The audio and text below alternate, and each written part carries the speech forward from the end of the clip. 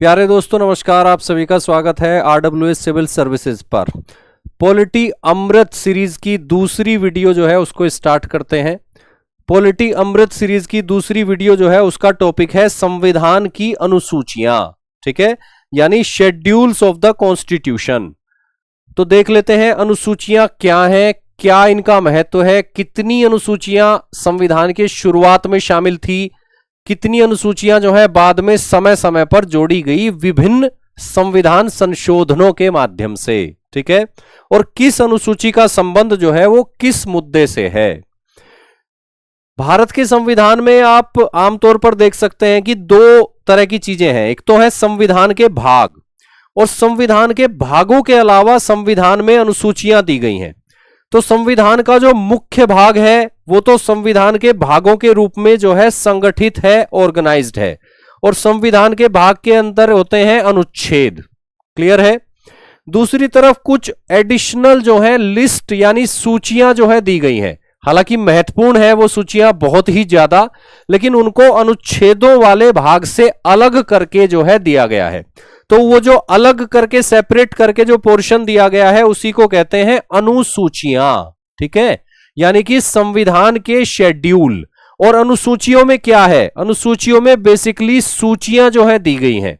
ठीक है, तो अनुच्छेद जो है वो सब संविधान के भागों में है, और जो महत्वपूर्ण सूचियां हैं उनके लिए अलग से जो है एक सेक्शन क्रिएट किया गया है जिसको कहते हैं संविधान की अनुसूचियां। ठीक है, अब ये देखें कि संविधान की शुरुआत पर कितनी अनुसूचियां थी। तो 1950 में यानी संविधान की शुरुआत में अनुसूचियों की संख्या थी 8। लेकिन अगर आज की बात करें, 2025 में हम हैं, तो आज के समय में अनुसूचियां जो हैं वो हैं 12। तो कुल मिला के 8 अनुसूचियां जो हैं वो बढ़ के अब हो गई हैं 12। तो देख लेते हैं किस अनुसूची में क्या है और नई अनुसूचियां जो है वो कब कब कैसे कैसे जोड़ी गई। संविधान की अनुसूचियां यानी शेड्यूल्स ऑफ द कॉन्स्टिट्यूशन। सबसे पहले देखते हैं प्रथम अनुसूची। प्रथम अनुसूची में राज्यों के नाम और उनके न्यायिक क्षेत्र जो है दिए गए हैं। इसके अलावा संघ राज्य क्षेत्रों के नाम और उनकी सीमाएं। तो कुल मिला के भारतीय संघ में कितने राज्य हैं, और इसके अलावा संघ राज्य क्षेत्र जिसको हम कहते हैं उनके नाम क्या हैं और उनकी सीमाएं क्या हैं, और राज्य जो है उनके नाम क्या है और उनके न्यायिक क्षेत्र जो है ये क्या है। तो कुल मिला के पूरी डिटेल जो है वो मिलती है प्रथम अनुसूची में।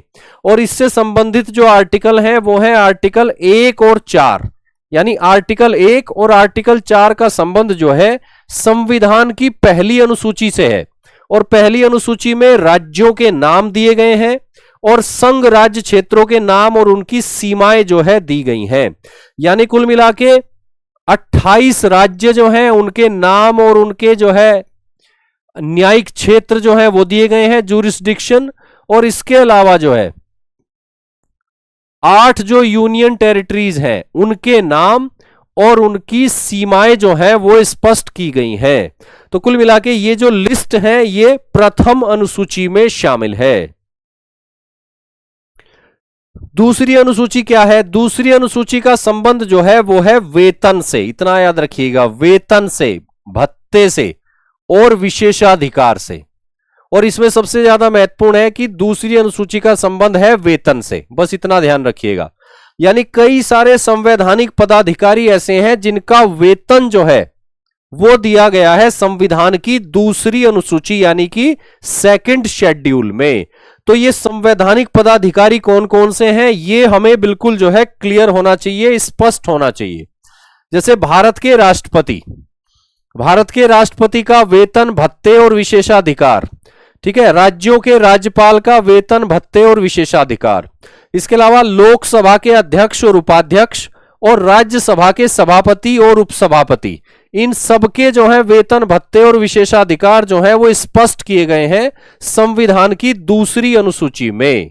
ठीक है, इसके अलावा राज्यों के स्तर पर विधानसभाओं के अध्यक्ष और उपाध्यक्ष, और राज्यों के स्तर पर राज्य विधान परिषदों के सभापति और उपसभापति, इनके वेतन भत्ते भी यहीं पर हैं।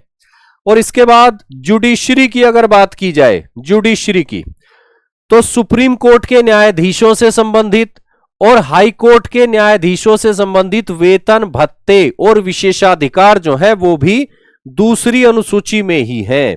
और सबसे महत्वपूर्ण, भारत के नियंत्रक और महालेखा परीक्षक यानी कि कैग के वेतन और भत्ते जो हैं उनको भी यहीं पर स्पष्ट किया गया है। तो ये आप ध्यान रखिएगा कि कैग, सुप्रीम कोर्ट के जज, हाई कोर्ट के जज, राज्यों के स्तर पर विधानसभाओं के पीठासीन अधिकारी, राज्यों के स्तर पर विधान परिषदों के पीठासीन अधिकारी और संघ के स्तर पर राज्यसभा के पीठासीन अधिकारी और लोकसभा के पीठासीन अधिकारी, ये सब जो हैं इनके वेतन भत्ते दूसरी अनुसूची में है। और इसके अलावा राष्ट्रपति हैं यहां पर, राज्यपाल भी यहीं पर हैं। तो ये ध्यान रखना है कि कौन कौन से संवैधानिक पदाधिकारी हैं जिनके वेतन और भत्ते दूसरी अनुसूची में दिए गए हैं। कई सारे आर्टिकल हैं जो इनसे संबंधित हैं, इनको याद करना संभव नहीं है, तो इनको आप यहां पे इग्नोर कर सकते हो। तीसरी जो अनुसूची है संविधान की, उसमें जो है शपथ का प्रारूप दिया गया है। इतना आपको याद रखना है कि यहां पे जो है शपथ का प्रारूप दिया गया है। शपथ, संविधान की जो दूसरी अनुसूची है उसका संबंध वेतन से है और संविधान की तीसरी अनुसूची का संबंध शपथ से है। तो फिर यहां पे एक लंबी लिस्ट है कि कौन से संवैधानिक पदाधिकारी हैं जिनको शपथ जो है वो लेनी होती है तीसरी अनुसूची के अंतर्गत। और यहां पे संवैधानिक पदाधिकारी होना भी जरूरी नहीं है, जैसे कि अगर कोई लोकसभा का चुनाव लड़ना चाहता है, कोई नागरिक, ठीक है, उम्मीदवार के रूप में, या फिर वो राज्य विधानसभा का चुनाव लड़ना चाहता है उम्मीदवार के रूप में, तो वो कोई संवैधानिक पदाधिकारी तो नहीं है, लेकिन उसको चुनाव लड़ने से पहले जो है शपथ लेनी होती है। तो उस शपथ का प्रारूप भी यहीं पर है। ठीक है, देखिए यहां पर है, संसद के निर्वाचन के लिए अभ्यर्थी, यानी जो सांसद बनना चाहते हैं, लोकसभा में का चुनाव लड़ना चाहते हैं। इसी तरह जो है राज्य विधानमंडल के लिए निर्वाचन के अभ्यर्थी, यानी कि जो विधायकी का चुनाव लड़ना चाहते हैं, तो उनकी शपथ का प्रारूप भी यहीं पर है। ठीक है, और इसके अलावा यह भी महत्वपूर्ण है कि चुनाव जीतने के बाद जो शपथ लेनी होती है वो भी यहीं पर है ना। देखो, संसद के सदस्य, निर्वाचन हो गया तो फिर सांसद बन गए, तो काम स्टार्ट करने से पहले शपथ लेनी होगी। ठीक है, इसी तरह जो है विधायक बनने से पहले जो है शपथ लेनी होती है, विधायक का कार्य जो है प्रारंभ करने से पहले। तो चुनाव से पहले की शपथ भी यही है और चुनाव के बाद की शपथ भी यहीं पर है। इसके अलावा संघ के मंत्रियों की शपथ यहां पर है, और संघ के मंत्रियों में आपके प्रधानमंत्री भी आते हैं। ठीक है, तो संघ के मंत्रियों की शपथ यहां पर है जिसमें प्रधानमंत्री भी आते हैं। सर्वोच्च न्यायालय के न्यायाधीश, सुप्रीम कोर्ट के जजेस की भी यहीं पर है शपथ। भारत के नियंत्रक और महालेखा परीक्षक की शपथ भी यहीं पर है। ठीक है, और राज्य के स्तर पर मंत्रियों की शपथ भी यहीं पर है, और इन्हीं मंत्रियों में जो है मुख्यमंत्री भी आते हैं। तो कुल मिला के प्रधानमंत्री और मुख्यमंत्री की जो शपथ है वो यहीं पर है। इसके अलावा सुप्रीम कोर्ट के न्यायाधीशों की शपथ भी यहीं पर है। ठीक है, तो इतने सारे जो लोग हैं इनकी शपथ का प्रारूप यहां पर है तीसरी अनुसूची में। लेकिन यह ध्यान रखिएगा कि यहां पर राष्ट्रपति पद की शपथ का उल्लेख नहीं है और ना ही उपराष्ट्रपति पद की शपथ का उल्लेख है। तो कुल मिला के तीसरी अनुसूची में राष्ट्रपति की शपथ का प्रारूप नहीं है, उपराष्ट्रपति की शपथ का प्रारूप भी नहीं है। ठीक है, चौथी अनुसूची का संबंध किससे है? राज्यों और केंद्र शासित प्रदेशों के लिए राज्यसभा में सीटों का आवंटन, यानी राज्यसभा में किसी राज्य की कितनी सीटें होंगी और किसी केंद्र शासित प्रदेश की कितनी सीटें हैं, वो सब जो है चौथी अनुसूची में दिया गया है, फोर्थ शेड्यूल। तो फोर्थ शेड्यूल यानी चौथी अनुसूची का संबंध किससे है? राज्यसभा से, राज्यसभा से। और इससे संबंधित आर्टिकल 2 ही हैं, 4 और 80। तो इसको ध्यान रखिएगा, 4 और 80। पांचवी अनुसूची का संबंध जो है अनुसूचित क्षेत्रों और जनजातीय क्षेत्रों से है। यानी ऐसे क्षेत्र जहां पे जनजातियां रहती हैं और जनजातियों की जो परंपरागत संस्कृति है उसको संरक्षण देने के लिए ये प्रावधान किए गए हैं। तो ये विशेष प्रावधान है अनुसूचित क्षेत्रों के लिए और जनजातीय क्षेत्रों के प्रशासन और नियंत्रण के बारे में विशेष प्रावधान। तो इनका संबंध किससे है? 5वीं अनुसूची से। तो ये ध्यान रखिएगा, 5वीं अनुसूची। और इससे संबंधित एक ही आर्टिकल है, आर्टिकल 244। आर्टिकल 244। छठी अनुसूची का संबंध किससे है? छठी अनुसूची का संबंध जो है 4 राज्यों से है, 4 राज्यों के जनजातीय क्षेत्रों से। तो 4 राज्य हैं और 4 राज्यों के कुछ जनजातीय क्षेत्र हैं। ये 4 राज्य कौन से हैं? असम, मेघालय, त्रिपुरा और मिजोरम। तो इन चारों राज्यों का नाम आप याद रखिएगा, ये पूछ लेता है कि छठवीं अनुसूची का संबंध जो है किन 4 राज्यों से है? असम, मेघालय, त्रिपुरा और मिजोरम। ठीक है। 7वीं अनुसूची का संबंध किससे है? देश की संघीय व्यवस्था से। देश में जो संघीय व्यवस्था है उससे संबंधित है 7वीं अनुसूची। ठीक है। संघीय व्यवस्था क्या होती है? संघीय व्यवस्था होती है जब शक्तियां जो है उनका विभाजन होता है केंद्र सरकार और राज्य सरकारों में, या कह सकते हैं संघीय सरकार और राज्य सरकारों में। तो इसीलिए जो है यहां पर आपको विभाजन दिखाई देगा। 7वीं अनुसूची जो है वो विधायी शक्ति का विभाजन करती है केंद्र और राज्यों के बीच में। ठीक है। संघ और राज्यों के बीच में विधायी शक्ति यानी विधान बनाने की शक्ति का विभाजन करती है। और इससे संबंधित आर्टिकल कौन सा है? एक ही आर्टिकल है और बहुत ही इंपॉर्टेंट है। ठीक है, इसको ध्यान रखिएगा, आर्टिकल 246। तो आर्टिकल 246 में यह बात है कि 3 सूचियां दी गई हैं संविधान में और उन सूचियों के आधार पर जो है विधायी शक्ति का विभाजन किया गया है संघ और राज्यों में। और वो 3 सूचियां कौन सी हैं? संघ सूची, राज्य सूची और समवर्ती सूची। संघ सूची है, राज्य सूची है, समवर्ती सूची है। संघ सूची के विषयों पर विधान बनाने की शक्ति सिर्फ संघ की है यानी कि संसद की। राज्य सूची के विषयों पर विधान बनाने की शक्ति राज्यों के विधानमंडलों की है। और समवर्ती सूची पर विधान बनाने की शक्ति संसद को भी है और राज्यों के विधानमंडल को भी है। अब महत्वपूर्ण बात यह है कि इन सूचियों में कितने विषय शामिल हैं। ठीक है, संघ सूची में मूल रूप से जो है 97 विषय थे, लेकिन वर्तमान में इसमें जो है 100 एंट्रीज हैं यानी 100 विषय इसमें शामिल हैं। पहले कितने थे? 97। राज्य सूची में क्या स्थिति है? राज्य सूची में शुरू में थे 66 विषय, वर्तमान में जो है इसमें घटकर रह गए हैं 61 विषय। तो ये आपको संख्या ध्यान रखनी पड़ेगी। समवर्ती सूची में मूल रूप से कितने थे? समवर्ती सूची में मूल रूप से थे 47 विषय और फिलहाल हैं उसमें 52 विषय। 52 विषय। ठीक है, तो कुल मिला के इन 3 सूचियों के माध्यम से भारत में, भारत के संविधान के अंतर्गत संघीय सरकार या कह सकते हैं संघीय विधायिका और राज्यों की विधायिकाओं के बीच में विधायी शक्ति का बंटवारा किया गया है।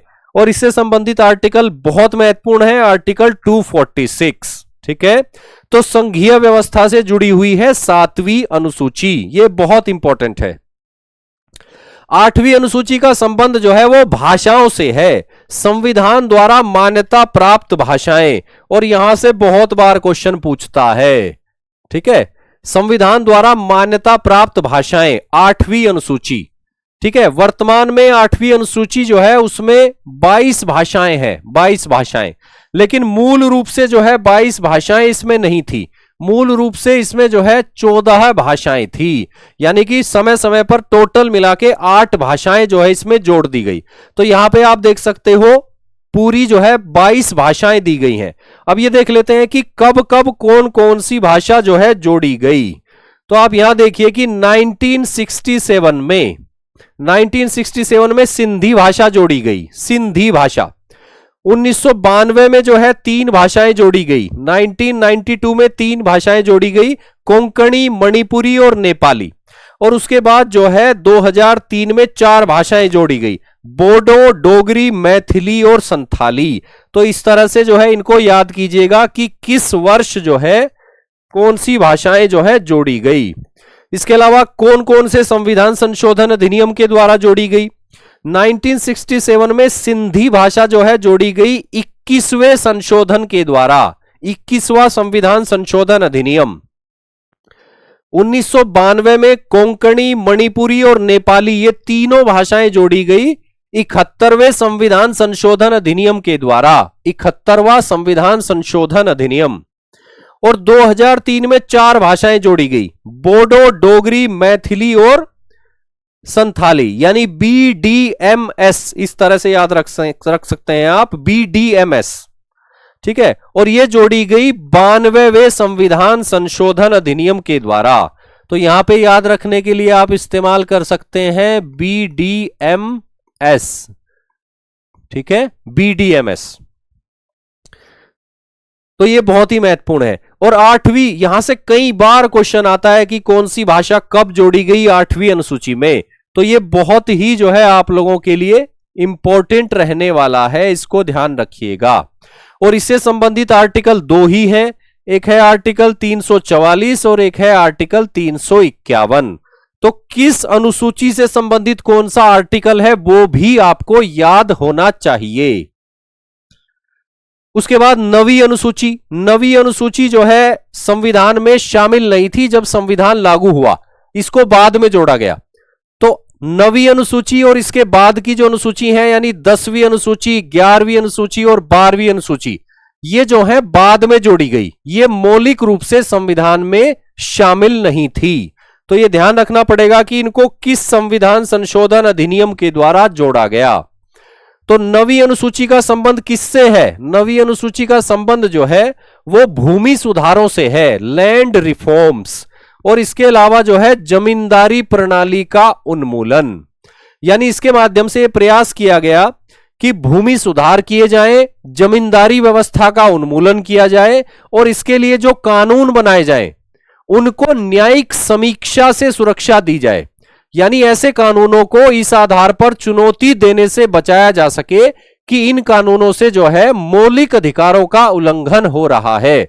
इसलिए न्यायिक समीक्षा यानी जुडिशियल रिव्यू से बचाने के लिए इन कानूनों को एक अलग ही जो है अनुसूची क्रिएट करी गई, ठीक है, और उसी को कहते हैं 9वीं अनुसूची। 9वीं अनुसूची, तो इसका संबंध किससे है? इसका संबंध जो है न्यायिक समीक्षा से है, या कह सकते हैं न्यायिक समीक्षा से सुरक्षा देने के पर्पज से ये जो है लाई गई थी।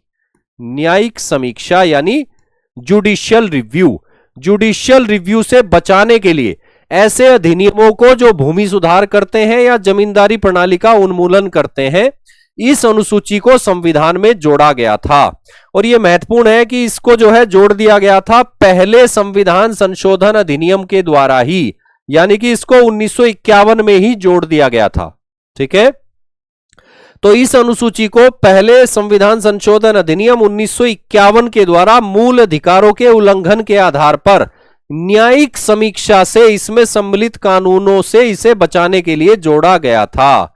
तो यह महत्वपूर्ण बात है कि न्यायिक समीक्षा से कुछ कानूनों को सरकार बचाना चाहती थी और इसीलिए जो है 9वीं अनुसूची को लाया गया और उन कानूनों को मौलिक अधिकारों के उल्लंघन के आधार पर न्यायिक चुनौती से बचाने के लिए 9वीं अनुसूची में शामिल किया गया। तो शुरुआत में तो 13 ही कानून ऐसे थे, लेकिन वर्तमान स्थिति यह है कि 280 से भी ज्यादा कानून जो है इसमें शामिल हैं। क्लियर है? और इसका संबंध जो है संविधान के एक ही आर्टिकल से है, वो है आर्टिकल 31 है, ठीक है। यह पूछ सकता है आपसे कि संविधान की 9वीं अनुसूची का संबंध जो है भारत के संविधान के किस आर्टिकल से है? तो आपका आंसर होना चाहिए 31 है। 31 है। 9वीं अनुसूची जो है जिसकी हमने अभी बात की, इससे संबंधित 2 महत्वपूर्ण फैसले हैं सुप्रीम कोर्ट के, ठीक है, वो देख लेते हैं। 9वीं अनुसूची के से संबंधित उच्चतम न्यायालय के महत्वपूर्ण फैसले, तो एक तो है केशवानंद भारती मामला और दूसरा है IR कोएल्लो बनाम तमिलनाडु राज्य मामला, ठीक है, एक केस जो है 1973 का है और दूसरा जो है 2007 का है।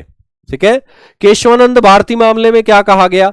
इसमें कहा गया कि संविधान में संशोधन किया जा सकता है और नवी अनुसूची में भी संशोधन किया जा सकता है, लेकिन महत्वपूर्ण बात यह है कि मूल संरचना का उल्लंघन नहीं होना चाहिए, मौलिक संरचना का उल्लंघन नहीं होना चाहिए।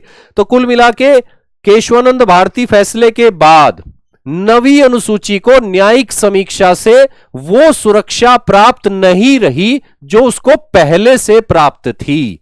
तो यही बात यहां पर कही गई है कि नौवीं अनुसूची सहित संविधान में संशोधन जो है वो मान्य है, परंतु संसद विधि बनाकर संविधान की मूल संरचना का उल्लंघन नहीं कर सकती। ठीक है, मूल संरचना को नहीं बदल सकती। और इस जजमेंट का परिणाम यह हुआ कि नौवीं अनुसूची को जो सुरक्षा दी गई थी वो पूर्ण नहीं रही, यानी वो फुल प्रूफ नहीं रही। ठीक है, और उसके बाद जो है बहुत ही महत्वपूर्ण फैसला आया IR कोएल्लो बनाम तमिलनाडु राज्य 2007 में।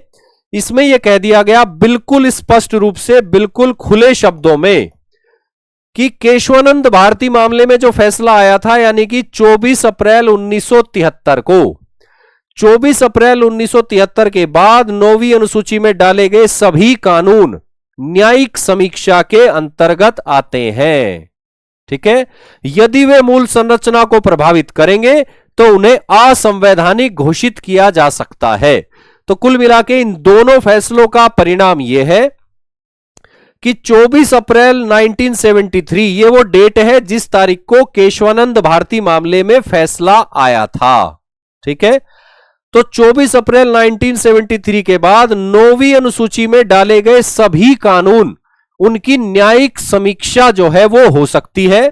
यदि ऐसे कानून संविधान की मूल संरचना का उल्लंघन करते हैं तो मूल संरचना का उल्लंघन करने के आधार पर उन्हें असंवैधानिक घोषित किया जा सकता है।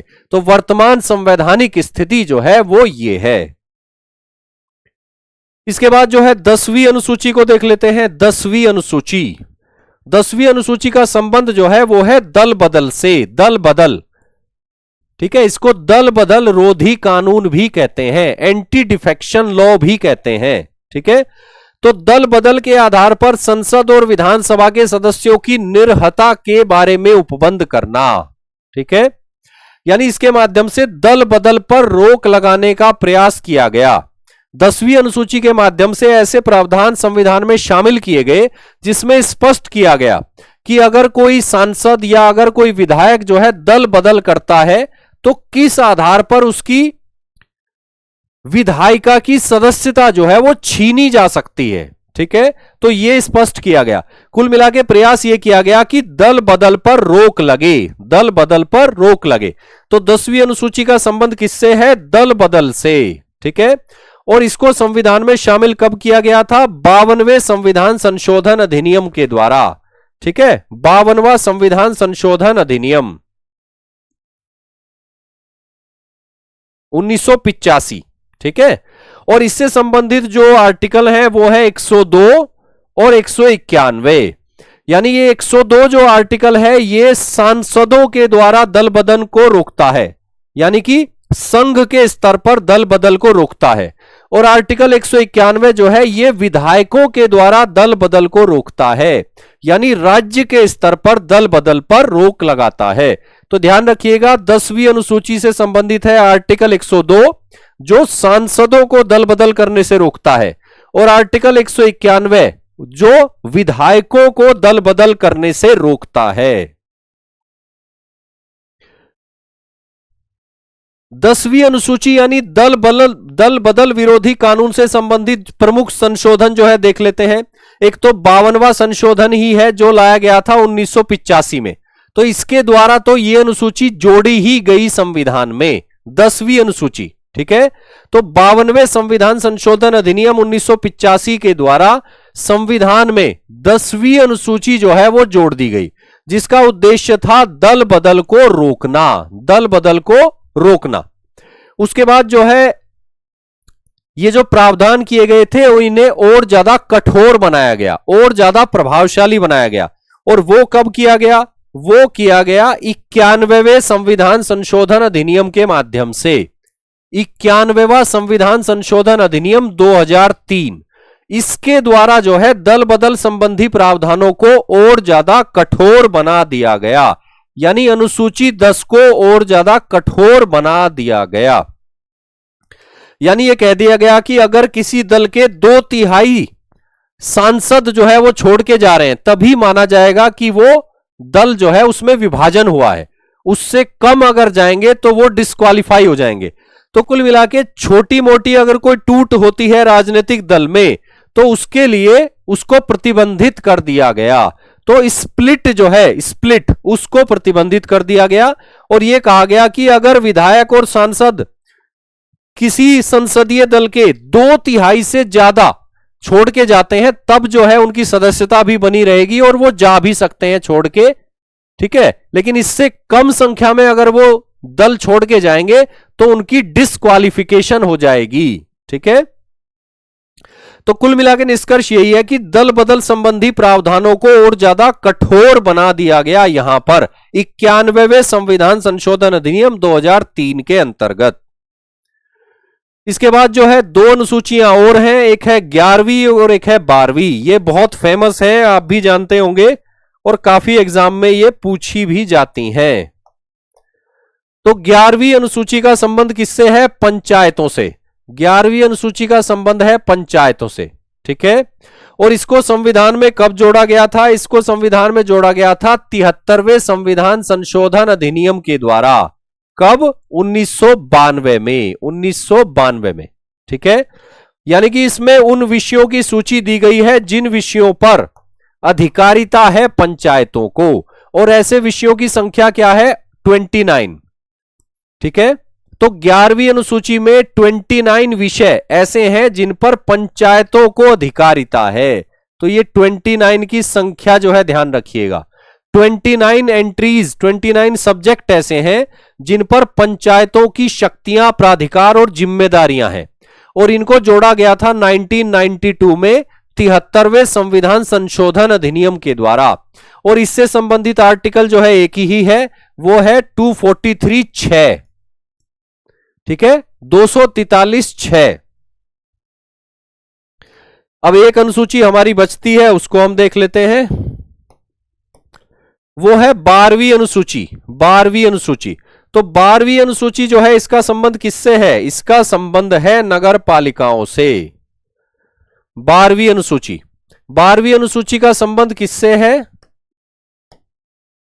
12वीं अनुसूची का संबंध है नगर पालिकाओं से, ठीक है। और इसको कब जोड़ा गया था? इसको जोड़ा गया था 74वें संविधान संशोधन अधिनियम के द्वारा। 74वां संविधान संशोधन अधिनियम 1992, ठीक है। और इसमें ऐसे 18 विषय दिए गए हैं जिन पर नगर पालिकाओं को शक्तियां हैं, प्राधिकार हैं और जिम्मेदारियां हैं। तो इसको आप ध्यान रखिएगा कि यहां पर जो विषय हैं वो हैं 18 विषय हैं 12वीं अनुसूची में, और 29 विषय हैं 11वीं अनुसूची में। 12वीं अनुसूची से संबंधित जो आर्टिकल है वो है 243(ब), 243(ब). तो इनको जो है ध्यान रखिएगा। तो ये है हमारे देश के संविधान की 12 अनुसूचियां जिनमें महत्वपूर्ण सूचियां जो हैं शामिल की गई हैं। 8 अनुसूचियां मौलिक रूप से थी, 4 अनुसूचियां जो हैं वो समय समय पर जोड़ी गई। कुल मिलाकर वर्तमान में 12 अनुसूचियां हैं। और एक क्वेश्चन या 2 क्वेश्चन किसी भी एग्जाम से अनुसूचियों पर ही आधारित करके पूछा जाता है। तो आज की क्लास में जितनी जानकारी आपको दी गई है, इसको चाहे तो 1 से ज्यादा बार देख लेना, लेकिन इसको याद कर लेना। यहां से 1 या 2 क्वेश्चन निश्चित रूप से पूछा जाता है, ठीक है। आज की वीडियो में बस इतना ही। अगली वीडियो में मिलते हैं आपसे, तब तक के लिए धन्यवाद, शुभकामनाएं।